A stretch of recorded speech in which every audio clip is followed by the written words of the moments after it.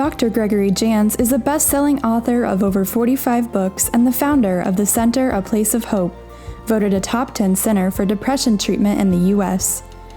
As the pioneer of whole-person care, Dr. Jantz is known as the messenger of hope. Now the nation's expert on anxiety, depression, substance abuse, relationships, trauma, and PTSD, here is Dr. Gregory Jantz. Okay, we're supposed to be strong, we're supposed to be emotionally healthy, and yet we may feel like we're under a great deal of oppression and aggression. We live right now in a culture where there is a lot of aggression. Just take culture for a minute, war aside, or wars aside. The culture of aggression is a culture right now that is cancel this, cancel that, and pushing right up into your face if there's any disagreement. So as we step back and go, okay, how am I going to keep myself healthy, have my own thoughts, have my own opinions, and have my own feelings? Well, there's a few key attributes, and I've been thinking about this because we do need to keep ourselves healthy. We need to have a sound mind. What's the ingredients of a sound mind? There is a scripture, and I'm going to pull it up here from the New Testament, 2 Timothy 1:7, and it says, and by the way, this is not a preaching podcast, but this is just a reminder that God tells us that He gives us a sound mind and power and love. And the third thing in that particular verse is a sound mind. And I want us to consider, what are the attributes of a sound mind? Number one, we have to have resolve to deal with any toxic emotions in our life. Resolve. Resolve means I'm going to do whatever it takes not to be filled with anger, not to be filled up with lots of hurt that's unresolved. I'm not going to allow rage to enter my life. When I see examples in the media of rage, that's not going to, I'm not going to identify with that, as well as I'm not going to live that way. So I have to have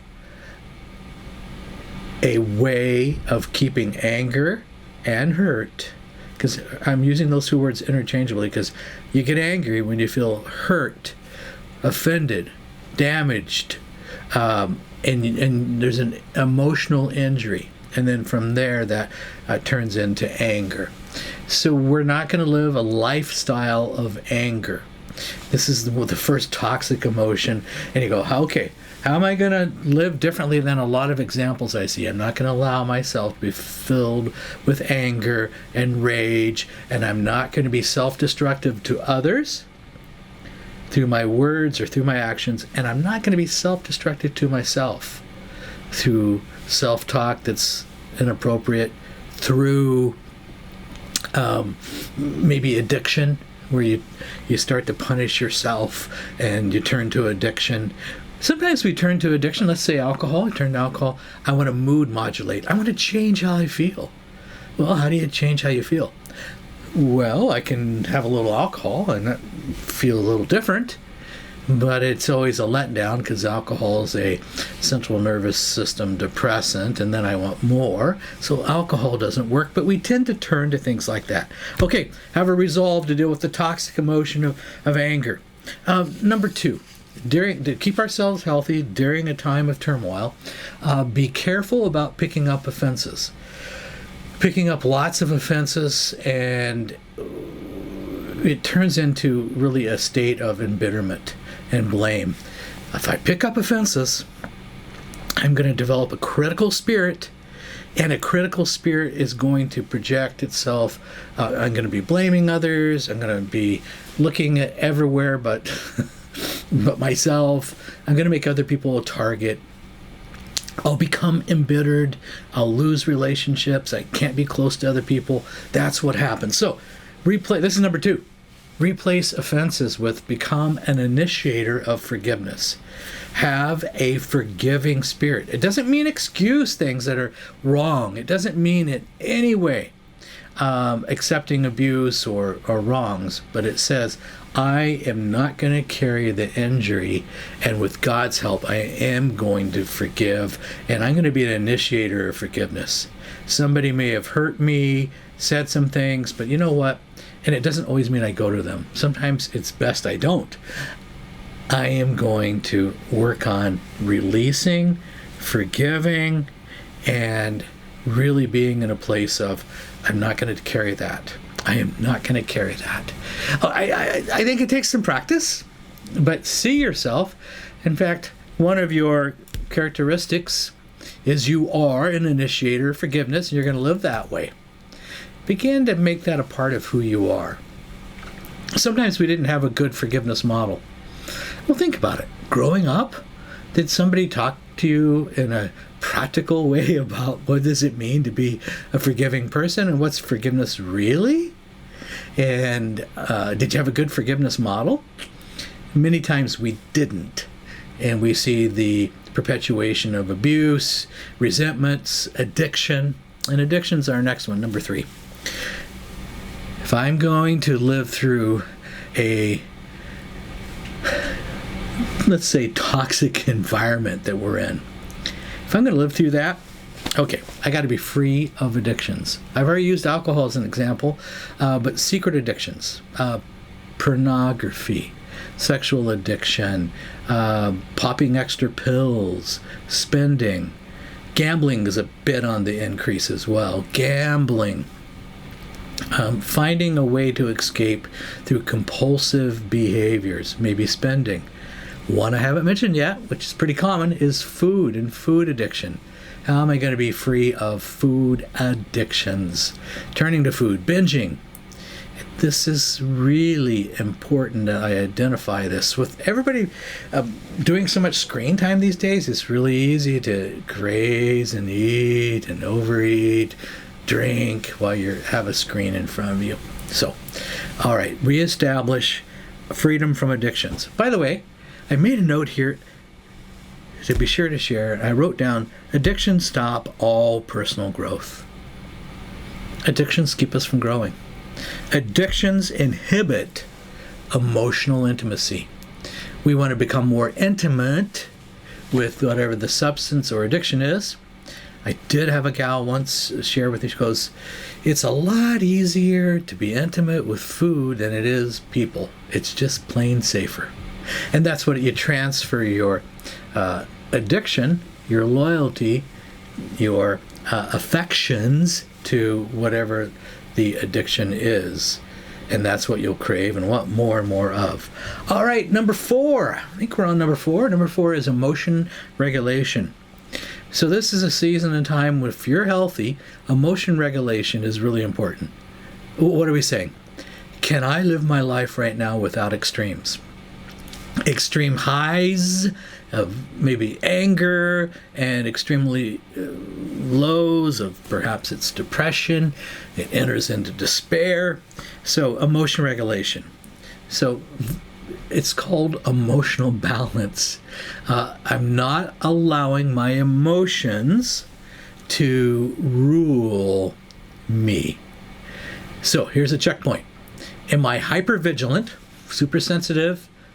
Okay, hypersensitive. Am I easily startled and I just have great extremes quickly? Am I impulsive with my emotions? I can easily be irritated and go right to anger, and then my mouth, my tongue follows. And the things I say to others and maybe to myself are damaging. So there's this part of our brain, prefrontal cortex right here, the forehead. It's where we're supposed to process our thoughts and make wise decisions. It's decision making. But what happens is I get overwhelmed with my emotions. I skip this prefrontal cortex and I become very impulsive. And with impulsivity, I usually do things that are self-destructive or destructive to others. And it could be things even I say. The tongue can be powerful. All right. Now, that leads us to the next one, number 5. I know we're skating through these, but these are just some hallmarks, anchor points to look at and go, okay, through it all, how am I doing emotionally? This is number 5. Am I self-absorbed versus self-aware? Self-absorbed versus self-aware. It's easy to be the sponge that feels everything, and you absorb everything in the news, you absorb everything you see on the streets, you absorb everything. You walk into a room, people seem stressed out, you absorb their stress. So we need to move from being the sponge, because that sponge gets full, to being self-aware versus overburdened. The sponge is full, and that's what's going to lead to such a heaviness, which could lead to some despair, could lead to despondency. So it's what we call moving beyond ourselves. During tough times, it's easy to let our point of focus be everything we're faced with, or what we're worried about, or what we're anxious about. And if you turn on news, you're going to be overburdened nearly instantly. Where are you putting your point of focus? For me, this is just me. It's my point of focus. I need to make sure I'm focusing on God's truths. I need to focus on the truth and not somebody else's version of the truth. So, point of focus. Is it always on the negative? I don't mean to avoid things that are going on. I don't mean that at all. But is it always on the negative in such a way that we find ourselves so overburdened that we do lose a total sense of hope? Remember, hope comes when we have a plan. When you have some plan and somebody's helping you, you start to feel some relief. You go, okay, there's some possibilities that are going to be better for the future. I don't mean it's instant, but hope comes when there's a plan. All right, the final one I want to mention is the development of gratitude. Gratitude is so fascinating because gratitude, even during tough times. So maybe you're going to open up that journal and you're going to write down every day the next 30 days 2, maybe 3 things that you can think that you're grateful for. By the way, the practice of gratitude changes our perspective. We tend to score higher in optimism, and as you score higher in optimism, you're going to have more hope for the future. We love being around optimistic people. I don't mean overly giddy, but optimistic, who probably are radiating gratitude. And gratitude is a choice perspective that there's another side of the equation. I can focus on the real negative, or I can begin to develop gratitude. Sometimes during a time of crisis or personal crisis is when we realize and we start to put things in perspective with gratitude. My wife went through 2 very tough, or we all did, years with cancer treatment and chemo and all the darkness around cancer treatment. And when I say darkness, I mean what happens when you're on chemo can feel pretty dark, and you don't look well yet. 2 long years of that. But one of the things that she did was she began to write a gratitude journal every day. Now, if you can picture a person thin, frail, all her hair had fallen out from chemo, not a reflection of health. And every day pulling yourself up and working on writing gratitudes. Now, I can tell you there's been 10 years, we might be going a little longer, on gratitude. And the gratitudes have equaled many different journals now. 27,000 some gratitudes the last time I asked, so it's higher, I know now. How do you write that many gratitudes? You start with each day. And she did say, she says, gratitude is probably a key to me staying alive. God used gratitude in my life. And it gave me a different perspective every day. Gratitude's powerful. There's interesting studies actually on gratitude and what it does to us, how it can affect our body chemistry, our brain chemistry over time. So one of the markers of a healthy person during a time of uncertainty, a time of turmoil, is you're still going to see a person that has some gratitude, even during the toughest times. So, gratitude increases your empathy and your compassion for others, and it's a reminder that we really do need each other. All right, these were just a few highlights of, okay, how am I doing during these times of uncertainty? How do I look with these different, am I free of addictions? Am I self-absorbed, or am I just self-aware? Am I really a person that's practicing gratitude? These are just some to look at. How's my emotion regulation? How's my resolve to deal with hurt or anger? Am I practicing forgiveness? Just a couple keys to consider, and maybe put in your journal these points. And as a reminder, over the next 30 days, begin to practice another way of self-care. See, this is a part of self-care. It's a part of honoring yourself, and really then as you honor others, these practices will help you be more respectful of other people, and even other people that, you look at them and they just seem so disagreeable, but you're going to shine the light.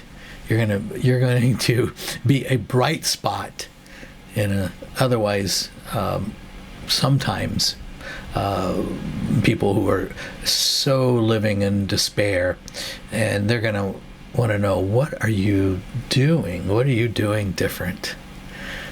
Hope comes when there's a plan. Let's plan on working on these and practicing that gratitude. Maybe you've never done it before. I had one guy goes, well, I don't know. I can't think of anything. I guess I can be grateful for the air I breathe. I go, well, start there, because from there, you're going to start to see other possibilities. There's hope. And let's create a plan today to live in uncertain times and practice some of these traits that end up being guardrails to keep us from going over the edge. We're not supposed to do it alone, so sometimes we need help. Sometimes we need coaching to help us out. Sometimes we need, I can't overcome this on my own. I need more intensive help. And ultimately, a healthy person will be one that will ask for help.